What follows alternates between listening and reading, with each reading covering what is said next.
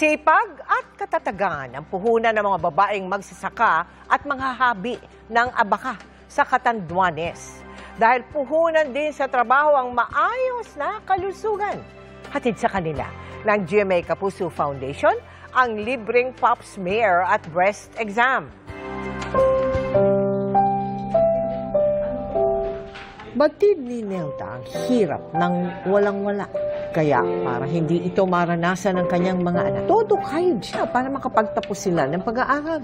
Kung hindi nagsasaka ng palay, pag-aani at paghahabi ng abaka ang kanyang pinagkakaabalahan, halos hindi na niya mabigyan ng oras ang sarili. Maraming hirap na dinaanan ko. Simula pagkabata, ang nakita ko na sa isang anak ko na nagkaroon na ako ng isang college graduate, parang nabunutan na ako ng isang tinik. Si Ligaya na isasantabi na rin ang kanyang kalusugan dahil sub-sub na sa pagtatrabaho. Maliban kasi sa paghahabi ng abaka, nangingisda siya para may pandagdag kita sa pamilya. Busy lang po talaga sa budget. Pag walang libre, siyempre, unahin po muna yung pangangailangan ng mga bata. Minsan po, nag-ano kami ng mga herbal lang.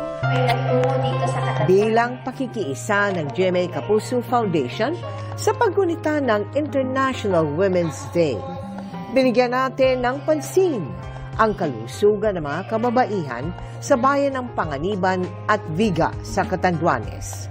May libreng pap smear, breast examination at itinuro na mahalagang regular itong gawin. Yung pap smear po ay makakatulong po upang maagapan po yung kalusugan ng kwelyo ng matres ng cervix ng isang nanay para masigurado po na wala pong nagsisimulang cancer. Halos po lahat, first-timer po silang nakapag-pap smear.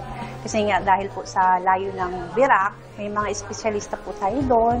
Nakatanggap din ang ating beneficiaries ng iba't ibang regalo. Sa mga nais makiisa sa aming mga projects, maaari kayo magdeposito sa aming mga bank account o magpadala sa Cebuana Luwalier. Pwede ring online via GCash, Shopee, Lazada, Globe Rewards, Metrobank Credit Card at Palawan Pay.